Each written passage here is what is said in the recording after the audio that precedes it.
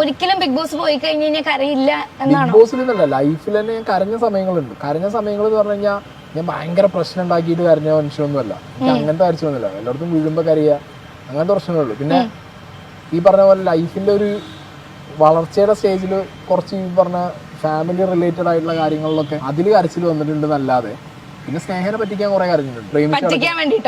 പ്രേമിച്ചടക്കുമ്പോ സ്നേഹയ്ക്ക് അറിയാം, അങ്ങനെ കുറെ അറിഞ്ഞിട്ടുണ്ട്. അല്ലാതെ ലൈഫിൽ കരയിലൊക്കെ എനിക്ക് വെരി റയറാണ്. ബിഗ് ബോസ് പോയാൽ കരയില്ല ഉറപ്പല്ലേ? കരച്ചിൽ സീൻ ഉണ്ടാവില്ല എനിക്ക്. അതിന് ഏത് എക്സ്ട്രീം പോയാലും കരയാൻ ഭയങ്കര പാടാണ്. ഇനി ആ നാടകം അഭിനയിച്ച് ചിലപ്പോൾ കരയായിരുന്നു. എന്തിനു വേണ്ടിട്ട്? വെറുതെ ഷോക്ക് വേണ്ടിട്ട്. ഇനിയിപ്പോ ശരിക്കും കാരണം ഞാൻ പറയാലോ, ഞാൻ വെറുതെ അഭിനയിച്ചതാണ് അതിന് വേണ്ടിട്ടല്ലേ. ഞാൻ അല്ല സീരിയസ് ആയിട്ട് ഇപ്പൊ നോറന്റെ ആണെങ്കില് നോറുടെ അഭിനയം പോലെ തോന്നുന്നുണ്ട്. ടിഷ്യൂ പേപ്പർ കൊണ്ടായി തോന്നുന്നുണ്ട്. കരഞ്ഞുകൊണ്ടിരിക്കുകയാണല്ലേ.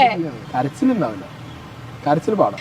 ഞാൻ കരഞ്ഞാലത് വൈഫിനോടൊക്കെ പറയുന്നുണ്ട്, കരഞ്ഞ് നിങ്ങള് കാണില്ല, വേറെ എന്തും ഓക്കെ, കരഞ്ഞു കാണുന്നുള്ള പൂതി ഞങ്ങൾക്ക് വേണ്ട, നടക്കില്ല.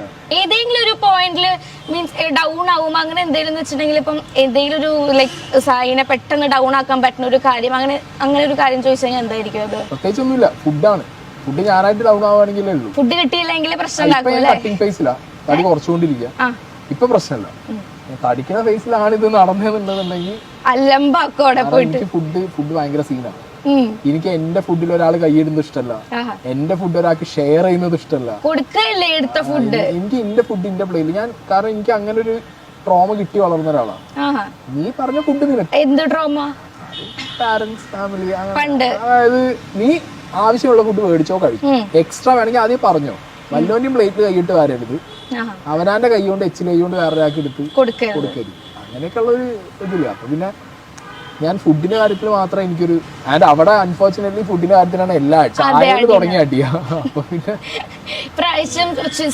കാര്യങ്ങൾക്ക് ഭയങ്കരമായിട്ട് അടി ഉണ്ടാവണ പോലൊക്കെ ഉണ്ട് അല്ലേ? കണ്ടന്റിന്റെ ക്വാണ്ടിറ്റി കൂടുതലാണ്, ക്വാളിറ്റി കുറച്ച് കുറഞ്ഞു പോയി വളരെ.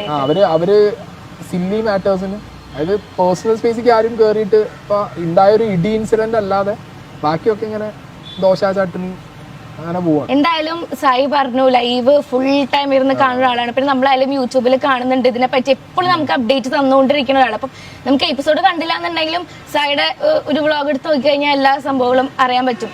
അപ്പം ഇതുവരെയുള്ള അവിടെ ഉള്ള ഒരു കണ്ടസ്റ്റൻസിനെ ഒക്കെ ഒന്ന് വിലയിരുത്താൻ പറഞ്ഞിട്ടുണ്ടെങ്കിൽ അവരെങ്ങനെയായിരിക്കും നോക്കി കാണുന്നത്? എല്ലാവരും ഒരു എന്താ പറയാ, ഒരു ട്രസ്റ്റ് ഇഷ്യൂ ഉള്ള ആളുകൾ എല്ലാവരും തമ്മിൽ ആർക്കും അങ്ങനെ, ഞാൻ അങ്ങനെ കണ്ടിട്ടില്ല ഇതുവരെ ഒരു സീസണിൽ ഇത്രയും ആളുകൾ തമ്മിലൊരു കോമ്പാറ്റബിലിറ്റി ഇല്ല, അവർക്ക് വളരെ കുറവാണ്.